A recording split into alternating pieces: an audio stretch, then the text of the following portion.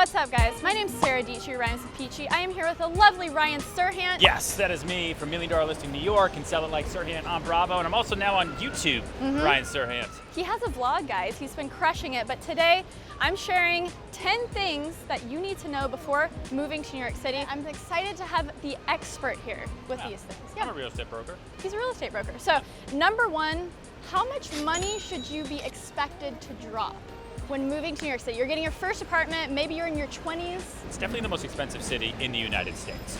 And you're going to be required to show that you make either 40 times the monthly rent. Yes. And if you don't have an income to prove you make 40 times the monthly rent, You need that then guarantor. you need to have a guarantor who makes 80 times the monthly rent. So for some perspective, guys, I had to drop $11,000 on my first apartment because not only did I do my first month rent, I did last month's rent, and then I did a whole rent for the security deposit and then the broker fee. And then you have, those terrible brokers and their commissions.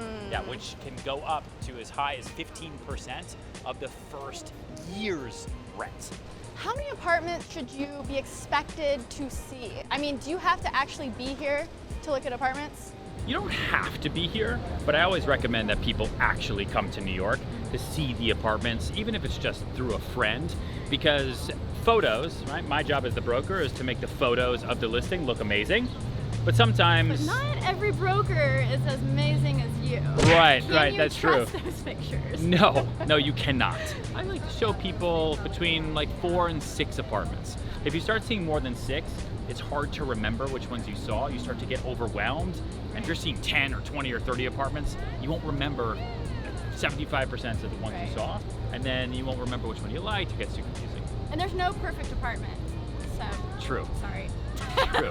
I always tell people, I've never helped someone rent an apartment or buy an apartment who said to me after moving in, wow, I got exactly what I wanted for less money than I wanted to spend. It's a nice summer day here. Yes. Park. It's not hot at all. Whew, I'm not sweating. Okay, rentals insurance, is it important?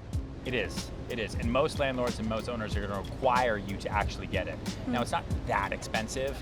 Sometimes it can be as low as $50 a month. It can be as high as a couple $100s a month, depending on how much you're spending on rent. But you want to protect yourself in the event that you get broken into. If there's a flood, if there's a fire, there's so much that can go wrong in your space. You want to protect yourself, and you also want to protect yourself against claims from the owner. Right. So someone just comes to New York City, they only have a week to find an apartment. Is that an ample amount of time? How much time does it take to get the papers, sign it, and move in? It can happen in a week. It can? Honestly, it can happen much quicker than that. I mean, when I was doing rentals in New York City, when I first started, I would take somebody out at 10 a.m., show them apartments until about noon. They'd pick one, we'd go back to the office, they'd do an application, check their credit, sign the lease, get wires from their parents in Kansas, and the whole thing was done by 5 p.m., they move in next Monday. What is a certified check and why is that important? A certified check is guaranteed by the bank. So if you come to New York, do not come with a personal checkbook. No one's going to take a personal check. Remember that New York City is the city of dreams. It's also the city of scams. Yes. I don't know how to rhyme scam with dreams or city. Yeah, you know, just be careful, guys. Yeah. Oh. Okay, I got it. I also never come to the park in the middle of the day. Woo!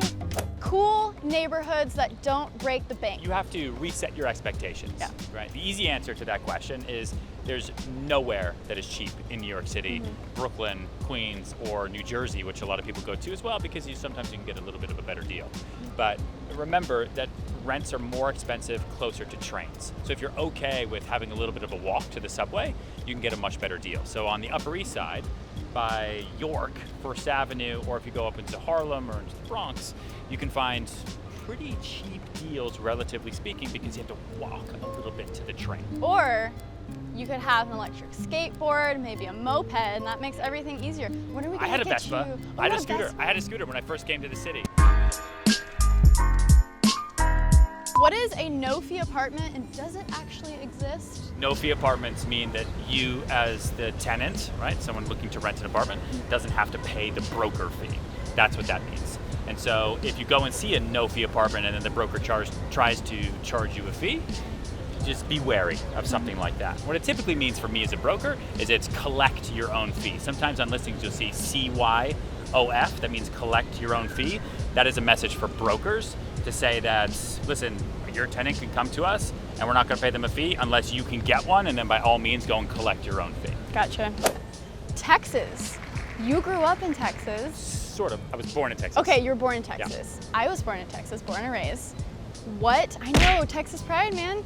What would you have wished to know before you moved to New York City? Did you make any mistakes? Like, I don't know, what's some advice that you would give younger Ryan moving to the city? I would have told myself a lot of things. One, like what we've been talking about, I would have told myself just really how expensive it is. Like, you just don't realize like how much food costs in New York City, how much a movie costs, like what it costs just to live your day in New York City. Everything is expensive. Buy a juice. You don't expect a green juice to be $12. Yeah, it's crazy. But it is. It's crazy. You can definitely live on a budget. You can drink water and eat ramen, you know, which is kind of what I did for a little bit. Yeah. And I would also tell myself that, listen, if you're going to be successful, New York is the place to do it because there's success everywhere.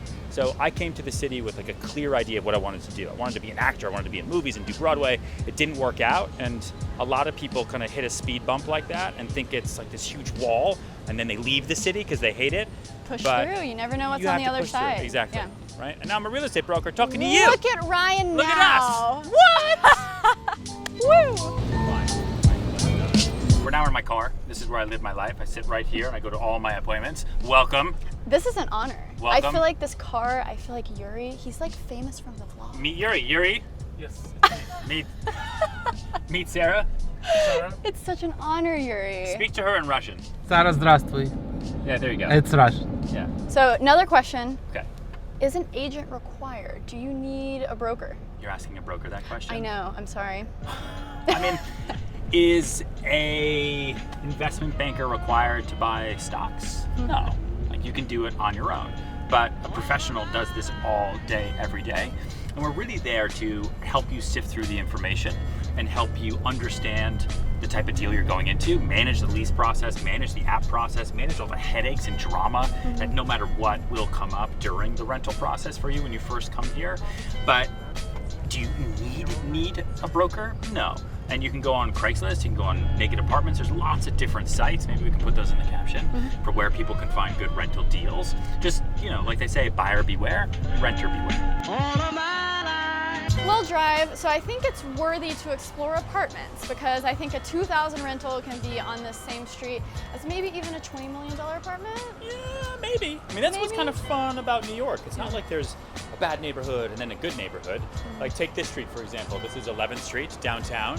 You know, right over here, those apartments can be a couple $1,000 a month. And then literally right here, I want to take you upstairs. I have a listing at the top. It's a penthouse on the market for $28 million. Casual. So just a little bit of change. So we have a special treat today. I'm excited to see this. Want to see it? Let's go. It's unlike anything else you'll probably ever see. I'm so excited. Here we go. So this is a 3-floor penthouse in the middle of Greenwich Village, on the market for $28 million. But the caveat is that it comes with a $1 million design credit because it is unfinished. I'll take 2. Good.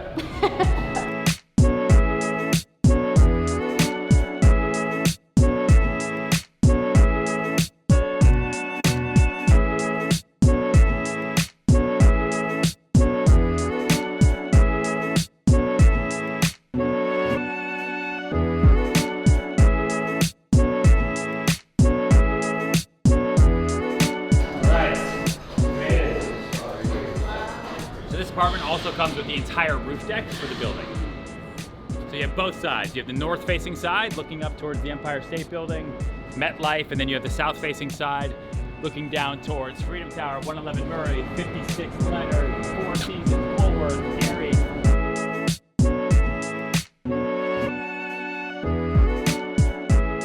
Ryan, thank you so much for imparting your wisdom, but also showing off this sick pad. Only $28 million if you guys are interested out there. Come on, guys. So Ryan will be linked in the description below. Thanks so much for hanging out. Sure. And until next time, guys, you say stay peachy. Stay peachy. Here. So you think you can like help me sign off? Stay peachy. Okay, bye. Bye.